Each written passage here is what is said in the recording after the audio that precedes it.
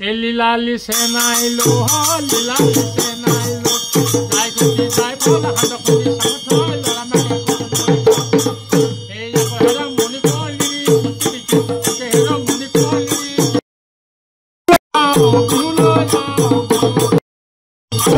এ দেহি পথাৰ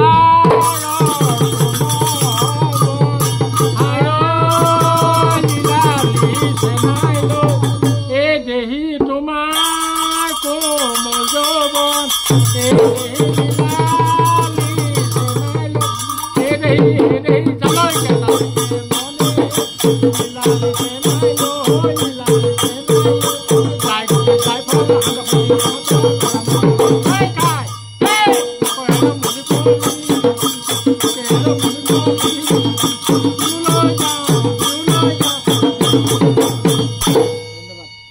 মই 1970 চনৰ পৰাই মোক দাঙি পেলাই ষ্টেজত তুলিছে।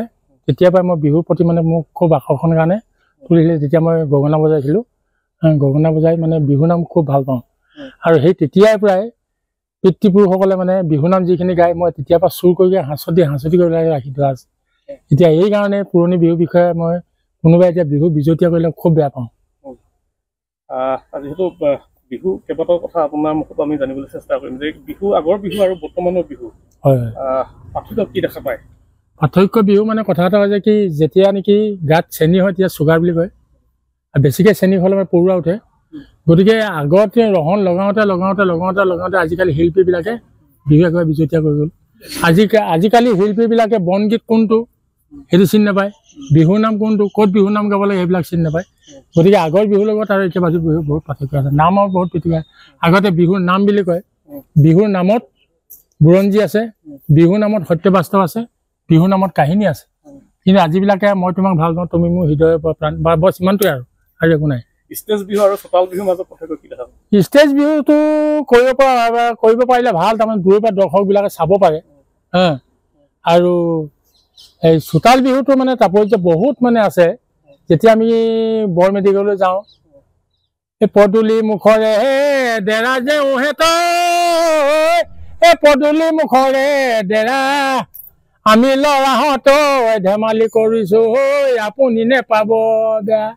গৃহস্থক আমি ধুনীয়াকৈ এষাৰ কথা কৈ তেতিয়া হৰিধ্বনি চকৰি বুলি কৈ পেলাই বিহু ৰাখোঁ। আজিকালি ল'ৰাই ভংকে সোমাই আজিকালি বিহু কিমান বিজতীয়া হৈছে বুলি ভাবিছে? বাপৰে, আজিকালি ডিজে এটা লগাই চিঞৰিব নোৱাৰে, বিহু মাৰে। কি চালে বিহু? এইটো বিহু হ'ল নেকি? ডিজেটো লগাই পেলাই চোতালত বিহু মাৰিবলৈ আহিছে। চোতাল বিহুৰ কথা চিনি নাপায়, একো ৰস হেৰি নেদেখে। বিহুৰ নাম আমি নাচনী মতা নামে জানো। পূব আকাশত তোলাই জোন দেহা তুমি আমাৰ কেঁচা সোণ, মৰম লাগে তোমালৈ দেহা চেনে লাগে তোমালৈ, নাচি নাচি আহাচোন দেহা আমাৰ বিহু মাজলৈ।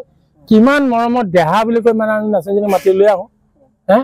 আজিকালি নাচনী মতাৰ নাম বুলি ক'লে মানে একদম পেছলৈকে জীয়াই আহি পেলাব নাজানেই আজিকালি বিহুৱাবিলাকে।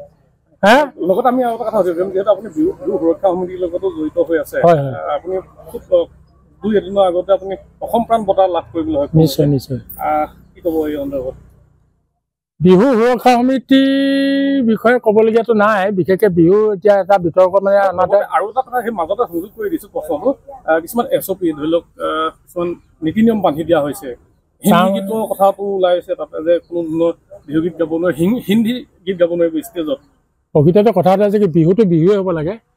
আৰু এটা কথাই কওঁ যে আপুনি মই যদি নামঘৰ এটা পাতিছোঁ তাতো নিয়মাৱলী থাকিব লাগিব, যাতে লং পেণ্ট পিন্ধি গ'লে ঘপকৈ বহিবগৈ নোৱাৰিব। আৰু সমাজৰ প্ৰতিখন সমাজৰ নিয়ম নীতি আছে। গতিকে বিহু সুৰক্ষা সমিতি এখন সংবিধান বনাইছে, তাততো আমি ক'বলগীয়াতো একো নাই।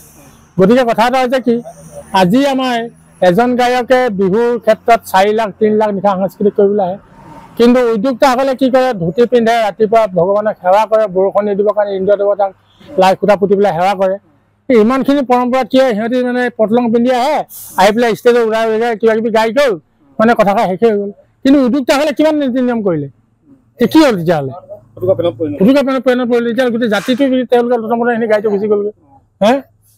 কৈ মানে তোমাৰ গালত চিকুটো লাগিছে, ফটা কেঁথা এইবিলাক মানে আগতে সেইবোৰ গৰখীয়া নাম বুলি কয়, য'ত নেকি গৰখীয়া নাম চোতালত গাব নোৱাৰে।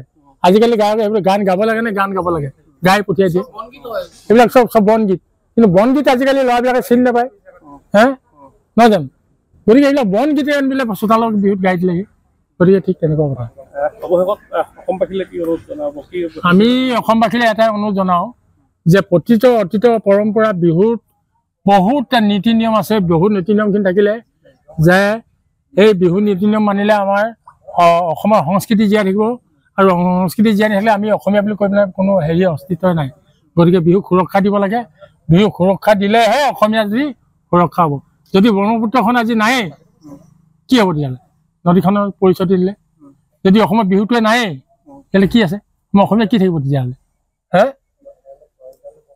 গতিকে তেনেকৈ ধন্যবাদ যিকোনো খবৰৰ বাবে যোগাযোগ কৰক 7099017330 লগতে 7099017110 নম্বৰত